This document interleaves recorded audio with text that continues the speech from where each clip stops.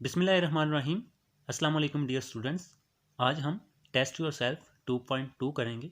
अच्छा, first question है, how was it prove that the whole mass of an atom is located at its centre.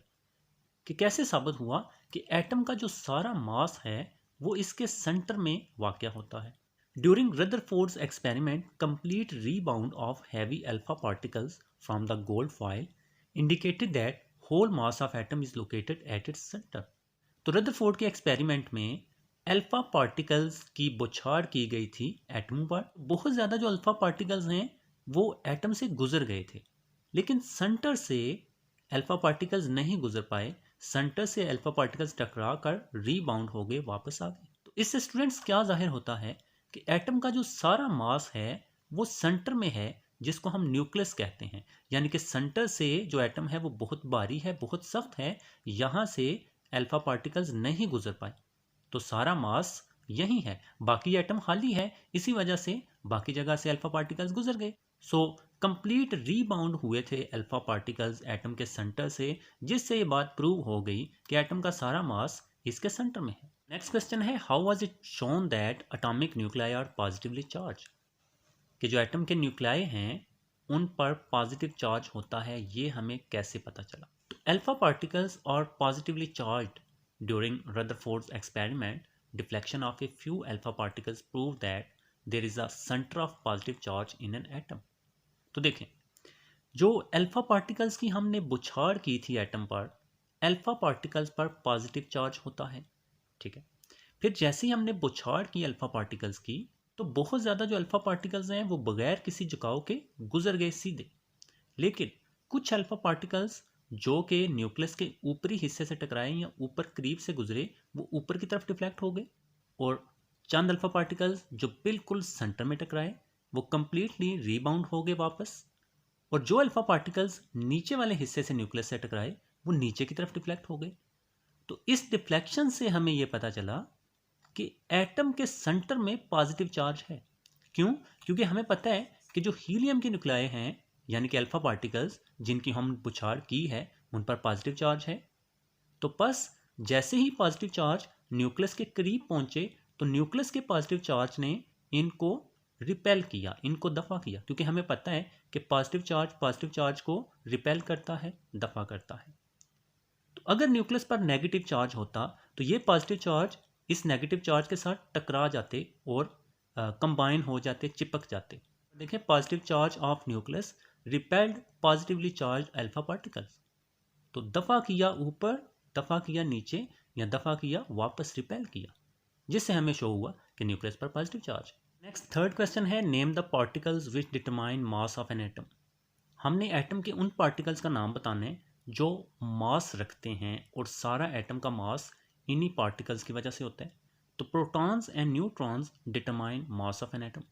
तो अगर हम एक एटम को देखें, इसके सेंटर में यानी कि इसके न्यूक्लियस में प्रोटॉन्स एंड न्यूट्रॉन्स होते हैं, एंड जो इसके गिर्द शेल्स होते हैं, इनमें छोटे छोटे इलेक्ट्रॉन्स होते हैं जिनका मास ऑलमोस्ट ना होने के बराबर होता है। इनका मास बहुत कम होता है इलेक्ट्रॉन्स का। सो जो सेंटर में प्रोटॉन्स एंड न्यूट्रॉन्स हैं, यही एटम का मास डिटरमाइन करते हैं। एटम का सारा मास प्रोटॉन्स एंड न्यूट्रॉन्स की वजह से होता है। फोर्थ क्वेश्चन में classical theory and quantum theory के दरमियान हमने फ़र्क बताना है। तो क्लासिकल थ्योरी के मुताबिक, according to classical theory, when a charge particle like electron move it radiate energy continuously.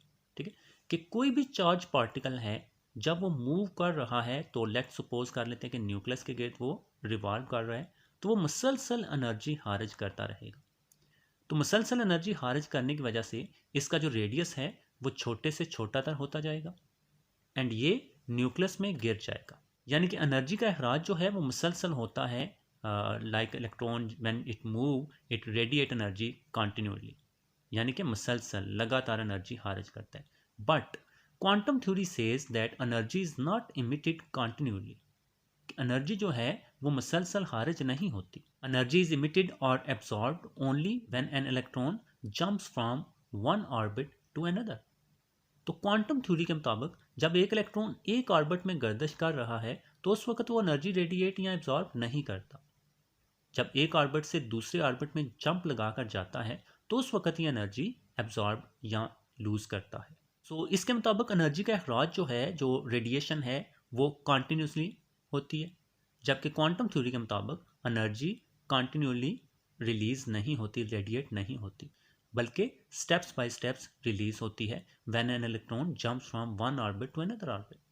How can you prove that angular momentum is quantized? ठीक है, सो सबसे पहले ये जो वर्ड क्वांटाइज्ड है इसको आपने समझना है। क्वांटाइज्ड का मतलब होता है फिक्स्ड या मुतय्यन, या पहले से हमें पता है, यानी कि एक खास क्वांटिटी के तहत ही बढ़ती है, इन बिटवीन इनके कोई वैल्यूज नहीं होती।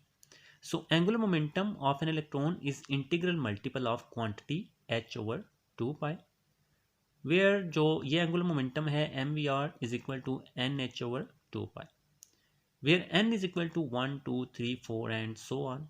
तो ये वाला फार्मूला हमें पता चल गया एंगुलर मोमेंटम का, nh/2π for n is equal to 1, यानी कि जब n की वैल्यू 1 होगी, हम ये n की वैल्यू 1 इस n में पुट करेंगे तो यहाँ पर 1h टाइम 1h यानी कि h ही आ जाएगा।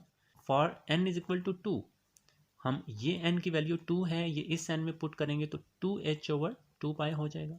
And for n is equal to 3, ये n की वैल्यू इसी फार्मूले में पुट करेंगे तो 3h/2π हो जाएगा।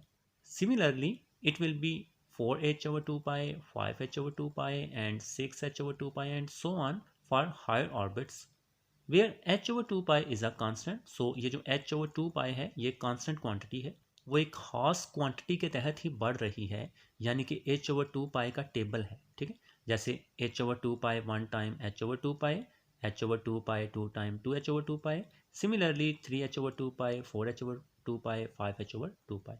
सो एक खास क्वांटिटी के तहत ही बढ़ रही है। यह मल्टीपल है h/2π का, यानी कि h/2π का टेबल है। So it has been prove that it is quantized, कि ये क्वांटाइज्ड है, फिक्स्ड है, मुतय्यन है, एक खास क्वांटिटी के तहत ही बढ़ रही है। So please like my video and please subscribe my channel, it will be a great favour. Okay students, अपना बहुत सारा ख्याल रखिएगा, मिलते हैं आपसे नेक्स्ट वीडियो में, तब तक के लिए खुदा हाफिज़।